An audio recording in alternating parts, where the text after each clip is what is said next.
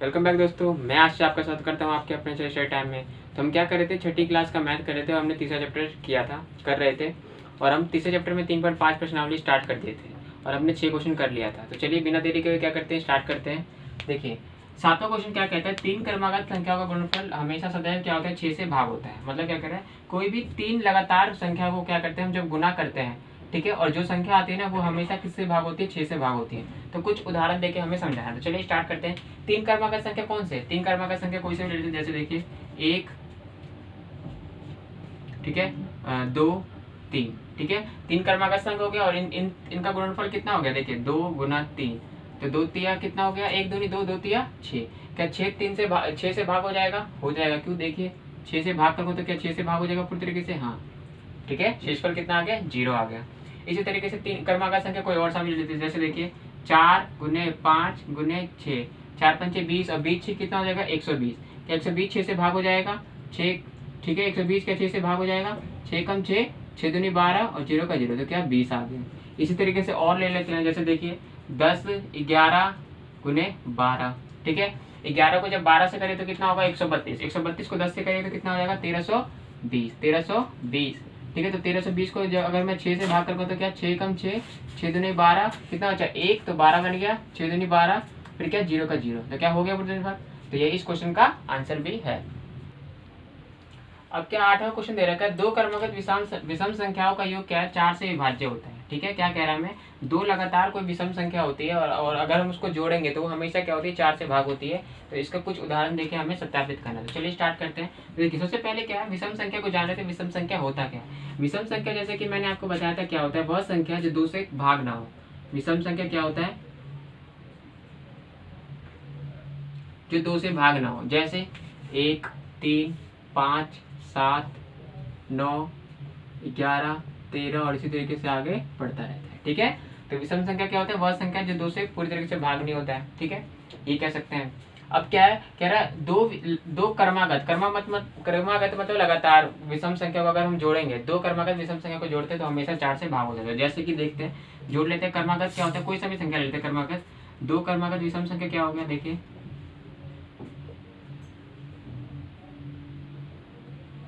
अगर मैं ले लूँ, क्या ले लेता हूँ, 9 और 11 ले लेता हूँ। क्या लेता हूँ, 9 और 11, ठीक है, 9 11 लेता हूँ और उनको जोड़ देता हूँ। 9 और 11 कितना होगा, 16। या 16 4 से भाग नहीं होगा, देखिए 16 के 4 से भाग होगा। 16 को 4 से करें तो क्या 4 कम 4, 4 जब 16 हो जाएगा और 0 शेष पर बच जाएगा। ठीक है, तो हो गया। इसी तरीके से और ले लेते हैं, कहीं और भी ले लेते हैं, 2 3, 3 और 5 ले लेते हैं। 3 और 5 क्या होगा, 8 हो जाएगा। क्या 8 16 से भाग नहीं होगा, 8 क्या 4 से भाग नहीं होगा, होगा, तो 2 बच जाएगा। इसी तरीके से और ले लेते हैं। जैसे देखिए 11 और 13 ले लेते हैं।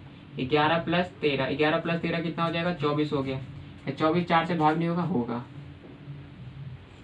ठीक है, तो इस तरीके से क्या है, यही होगा। तो देखिए, तो हमेशा याद रखिएगा, जब भी विषम संख्याएं हो और 2 लगातार क्रमागत विषम संख्या को अगर हम जोड़ेंगे तो हमेशा 4 से भाग होता है।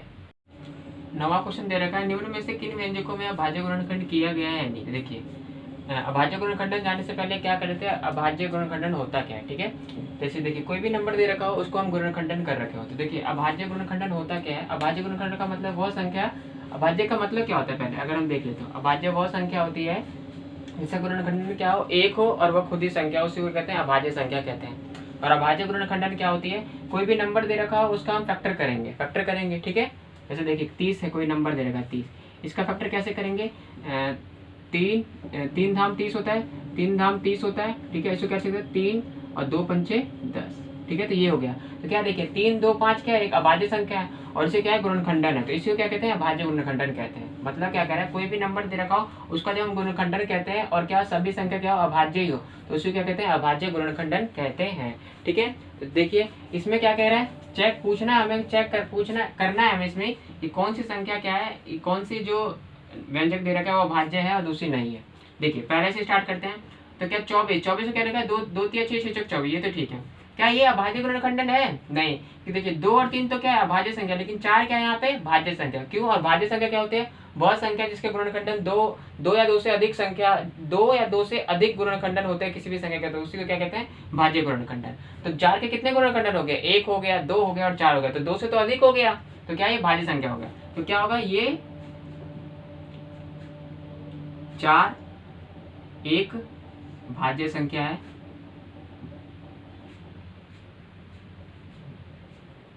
इसलिए यह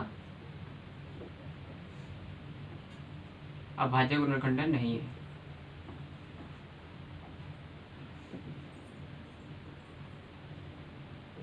ठीक है। और ठीक उसी तरीके से अगला देखिए, इसमें क्या है, इसमें अगर हम चेक करते देखिए 7 क्या है, एक अभाज्य संख्या है 2 और ये भी अभाज्य संख्या, तो हम क्या करें, ये है तो हम लिख सकते हैं यह एक अभाज्य गुणनखंडन है।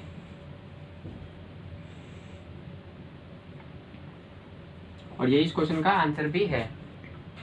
अब अगला दे रखा है सी दे रखा है, तो देखिए 70, तो अब इसमें चेक करना है, देखिए 2 भी अभाज्य संख्या, 5 भी और ये 7 भी, तो क्या हम कह सकते हैं, हाँ तो ये भी लिख सकते हैं यह अभाज्य गुणनखंडन है। ठीक है, अभाज्य गुणनखंडन है क्योंकि देखिए सभी संख्या क्या अभाज्य है। अगला क्या करें, देखिए 2 और 3 तो अभाज्य गुणनखंडन है 54 में, लेकिन क्या 9 है, 9 का क्यों, क्योंकि देखिए अगर 9 का मैं गुणनखंडन करूंगा तो क्या क्या आ जाता है, 1 3 और खुद 9 होगा, तो क्या ये है अभाज्य गुणनखंडन, नहीं। तो मैं क्या लिख सकता हूँ, 9 एक भाज्य संख्या है, इसीलिए यह अभाज्य गुणनखंडन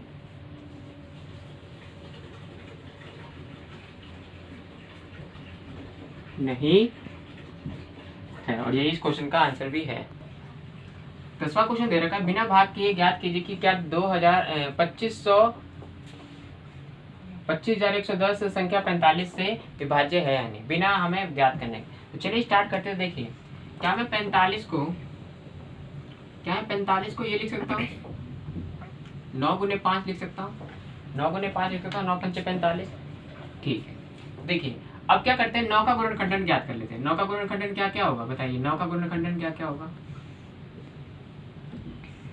1 3 और क्या होगा, 1 3 और क्या होगा 9 होगा। 5 का गुणनखंडन क्या क्या होगा, 1 और 5 होगा। तो देखिए 9 और 5 क्या है, एक इसके गुणनखंडन देख लिया हमने। तो देखिए इन दोनों में क्या कॉमन है, सिर्फ एक ही कॉमन है। तो अब मैंने आपको यही बताया था, एक सार गुणनखंडन पढ़ा था, उसमें क्या होता है, दो संख्याओं का क्या होता है गुणनखंडन निकालते हैं। ठीक है, और जितने कॉमन निकलते थे उसी को सार गुणनखंडन कहते हैं। और सार गुणनखंडन का एक स्पेशल केस क्या होता है, एक अभाज्य गुणनखंडन, सहअभाज्य संख्या भी होती है, सहअभाज्य संख्या होती है। सहअभाज्य संख्या में क्या होती है, दो संख्याओं का गुणनखंडन निकालते हैं और उन दोनों में से कॉमन क्या हो, केवल एक ही होता है। देखिए 1 और 1 दोनों है कॉमन है, तो क्या 9 और 5 सहअभाज्य संख्या है, क्या है 9 और 5 क्या है, एक सहअभाज्य संख्या हो गई। ठीक है, सहअभाज्य संख्या हो गई। ठीक है, 9 और 5 सहअभाज्य संख्या हो गई है। तो बताइए 9 और 5 सहअभाज्य संख्या, तो देखिए अभी हमने एक रूल पढ़ा था कि जब भी कोई संख्या क्या होता है, जब भी कोई संख्या दो सहअभाज्य संख्याओं का क्या होता है, देखिए इससे 9 क्या होगा, भाग हो जाएगा। 9 को अगर मैं 45 से भाग करूंगा तो क्या भाग हो जाएगा। ठीक है, क्या करूंगा, देखिए 9 को अगर मैं 45 से भाग करूं, 45 को जब मैं 9 से भाग करूं तो क्या भाग हो जाएगा, पूरी तरीके से हो जाएगा। ठीक है, शेषफल 0 बचेगा। इसी तरीके से क्या 45 को जब मैं 5 से भाग करूं तो क्या हो जाएगा, शेषफल 0 बचेगा। ठीक है, तो ये हम पढ़ चुके हैं कि अगर कोई संख्या दो सहअभाज्य संख्या से पूरी तरीके से भाग हो रही है तो वह संख्या किस तरीके से, वह संख्या पूरी क्या करेगी, दोनों संख्याओं का सहअभाज्य संख्या।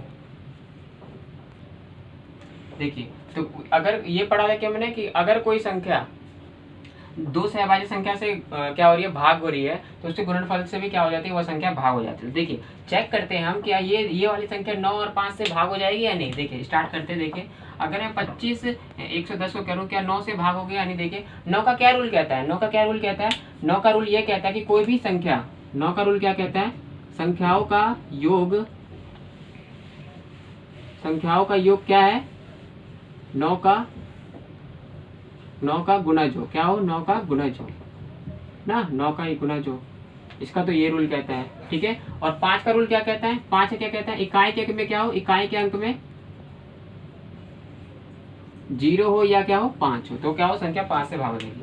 तो देखिए अगर मैं इसको चेक करूं तो क्या 9 से डिवाइड नहीं होगा। देखिए अगर इसका रूल 9 का रूल क्या कहते हैं, सभी संख्याओं का योग 9 का गुणज। तो देखिए 1 और 1 2, 2 और 5 7, 7 2 9, 9, तो क्या 9 आता है 9 के पहाड़ में, हाँ आता है, तो क्या 9 से तो डिवाइड हो ही जाएगी। और 5 का रूल क्या कहता है, इकाई के अंक में 0 या 5 है, तो देखिए 0 है तो क्या ये 5 से भाग हो जाएगी।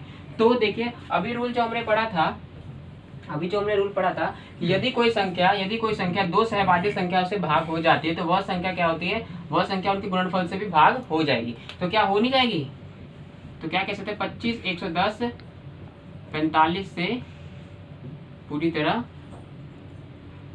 विभाज्य होगी। और यही इस क्वेश्चन का आंसर भी है। देखिए अभी 11वां क्वेश्चन दे रखा है संख्या 18 2 और 3 दोनों से भाग हो जाती है, ठीक है, और यह 2 3 6 इसके जब हम इन दोनों को गुणा करते हैं फिर भी इसको पूरी तरीके से भाग कर जाती है। इसी प्रकार से हमें क्या करना है, एक संख्या 4 और 6 दोनों से भाग हो जाती है, ठीक है, तो क्या हम कह सकते हैं कि वह इन दोनों के गुणनफल से भी क्या भाग हो जाएगी। अगर हो जाएगी तो ठीक है, और यदि नहीं तो हमें एक क्या करना है, उदाहरण देके हमें समझाना है कि होगा या नहीं, ठीक है।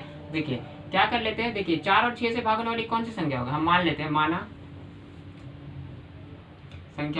लेते हैं संख्या क्या 12, ठीक है, 12 क्या होगी, 12 6 और 4 से विभाज्य होती है ना, 6 और 4 से विभाज्य हो जाती है।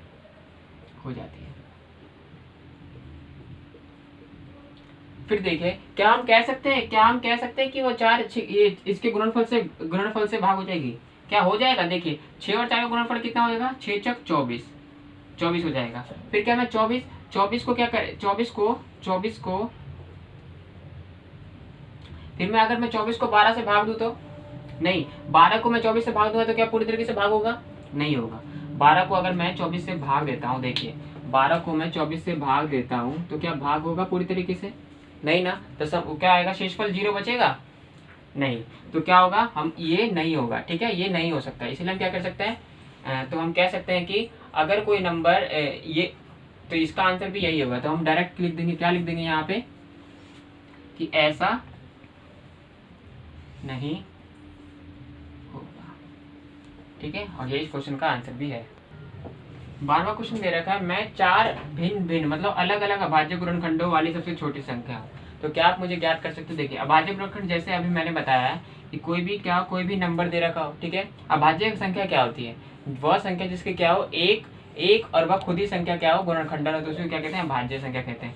और अभाज्य गुणनखंडन का क्या मतलब, कोई भी नंबर दे रखा हो, जैसे देखिए 30 दे रखा हो, ठीक है, 30 दे रखा है, ठीक है, तो उसको कैसे लिखते हो, 3 दूनी 6 और 6 पंचे 30। तो देखिए 3 2 5 क्या है, एक अभाज्य संख्या, और देखिए क्या गुणनखंडन ही तो है इसके, 30 के गुणनखंडन ही है, और देखिए ये तीनों क्या है, अभाज्य संख्या, तो इसको क्या कहते हैं, अभाज्य गुणनखंडन भी कहते हैं, ठीक है। तो वह नंबर जिसका गुणनखंडन होगा तथा वह सभी क्या हो, अभाज्य संख्या है, तो उसको अभाज्य गुणनखंडन कहते हैं। तो क्या कह रहे हैं, मैं 4 अलग अलग अभाज्य गुणनखंडों वाली सबसे छोटी संख्या, मतलब समझ रहे हो कि 4 अलग अलग अभाज्य संख्या है और गुणनखंडन है, ठीक है, तो सबसे छोटी अभाज्य संख्या बननी चाहिए। तो देखिए अभाज्य गुणनखंडन का मतलब क्या हो जाएगा, देखिए क्या अभाज्य गुणनखंडन, क्या मैं सबसे छोटी संख्या क्या हो जाएगी अभाज्य गुणनखंडन की, सबसे छोटी संख्या अभाज्य की,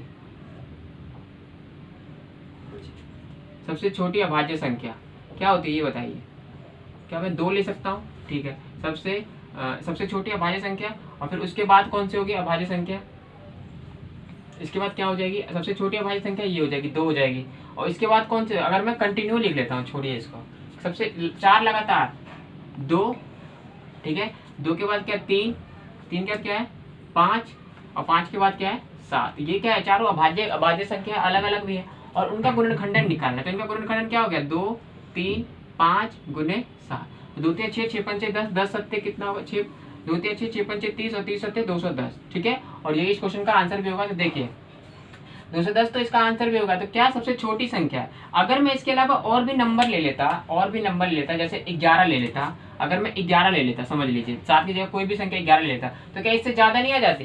तो मैं कह सकता हूँ कि लगातार सबसे छोटी अभाज्य गुणनखंडों वाली सबसे छोटी अभाज्य गुणनखंडों वाली 4, अगर 4 है, 4 अलग अलग अभाज्य गुणनखंडों वाली संख्या क्या है, सबसे छोटी 210 ही है, ठीक है, और ये इस क्वेश्चन का आंसर भी। अगर सबसे बड़ी क्या था, तो सबसे बड़ी तो कभी निकलता ही नहीं, क्योंकि हमें पता है नंबर कभी खत्म ही नहीं होता है, ठीक है, तो इसका आंसर यही है। तो इस तरीके से हमारा ये 3 पर 12 पर्सनालिटी खत्म हो चुका है। तो अब हम मिलते हैं नेक्स्ट वीडियो में इसके आगे वाले टॉपिक के साथ, तब तक के लिए नमस्कार।